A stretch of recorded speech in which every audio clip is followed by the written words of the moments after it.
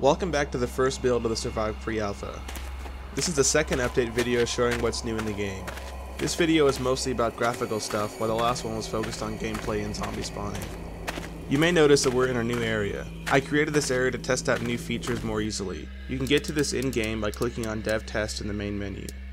That's something I forgot to mention in the last video. I added a complete main menu to the game so you can easily change settings and start the game. It's fairly bare bones right now, but it exposes a lot of useful engine options that were previously in a config file. There will be many more options to come in the future.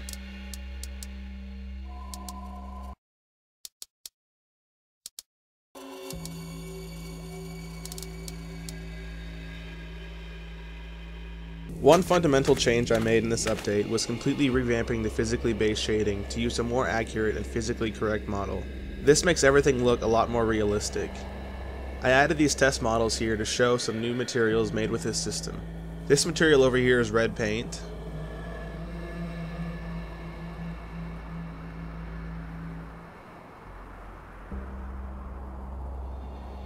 This one is silver.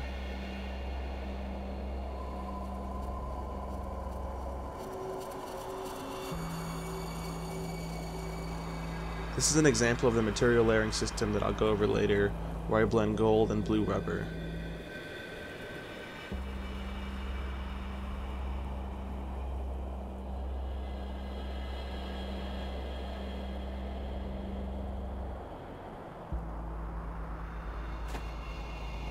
And this is a cloth material.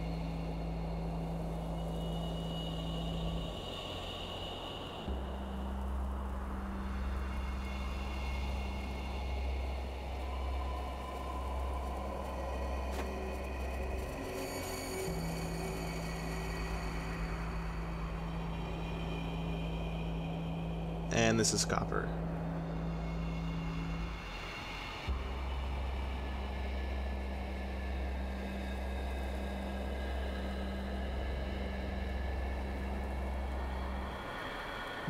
The next improvement is that I completely rewrote how the bloom works, so it looks 10 times better and is much more efficient. It's also combined with a screen dirt texture to give a much more physical look. This new bloom makes bright things look much brighter than before. It's a more smooth and subtle effect, and it really makes the sun fit in well with the scene.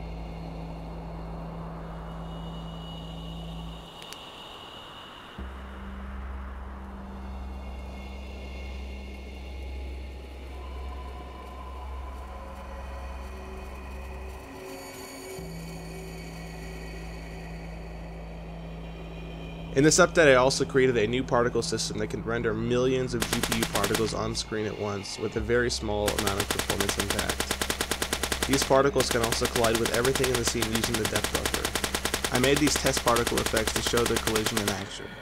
You can also see how the bloom on the particles really shows how bright they are.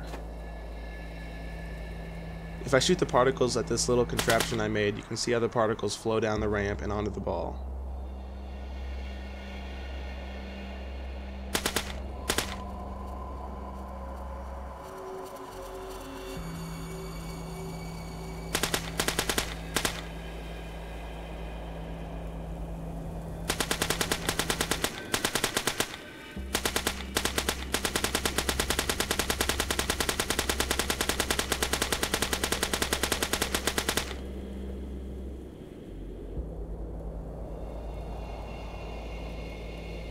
Also, if I shoot these particles over here by this torus knot, you can really see the effect in action.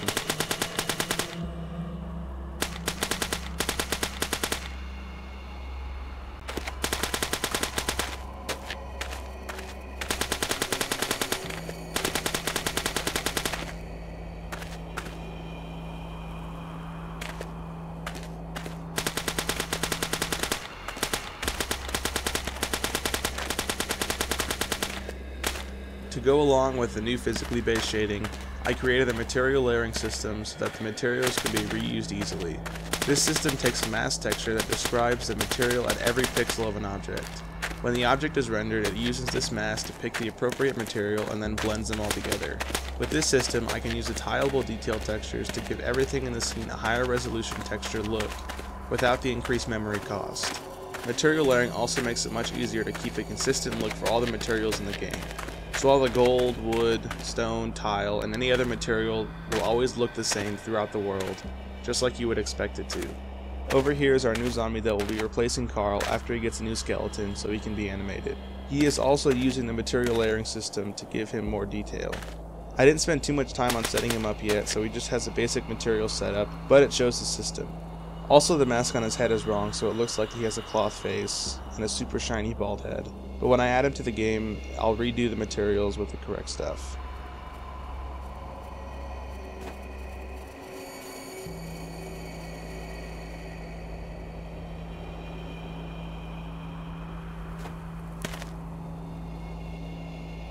If I show the debug view of the masks, you can see where all the different materials start and end. Black just means it's the base material. Then every color channel other than that blends into a different material.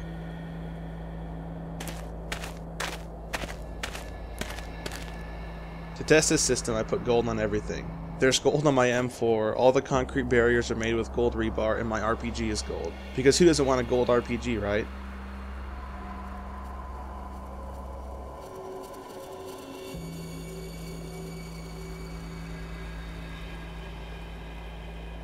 I can also reload these materials in-game for quick iteration. So if I change the base color of these concrete barriers to red, and then reload it, you can see that they all changed color. This system also works with the previous texture reload system, so it's quite efficient to create new materials in the engine. This new red concrete brings me to my last change. Now that the cube maps have been updated, you can better see the parallax corrected local cube map reflections. This simple technique creates a very realistic reflection on all the surfaces in the game by approximating the geometry of the scene with a cube. So if you look at the reflections, you can see that they're all where you would expect them to be, right under what they're reflecting.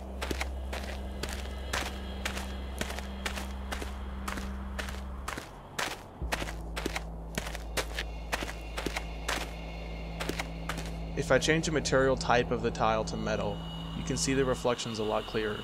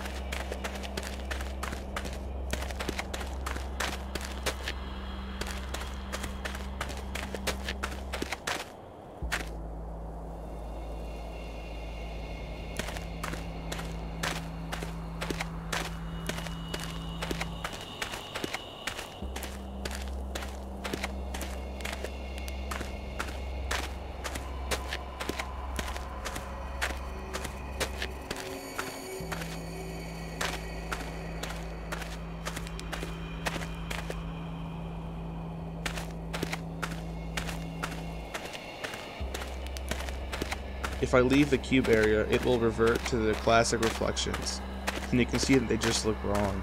In practice, I would have another cube map in the house and another one in the backyard, and it would look great if I left it like this so you could see the difference. When I start the world generation in pre-alpha 3 or 4, these cube maps will be placed throughout the world and in every room of every building. That way there are accurate reflections everywhere.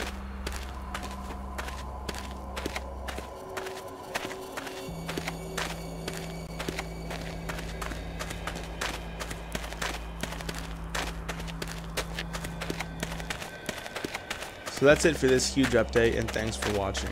In the next update there will be a working terrain generation, so you can walk around and kill zombies forever in all directions.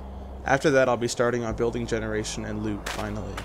The gameplay is coming, and soon enough you will be running around a rich procedurally generated world, scavenging, killing zombies, and surviving.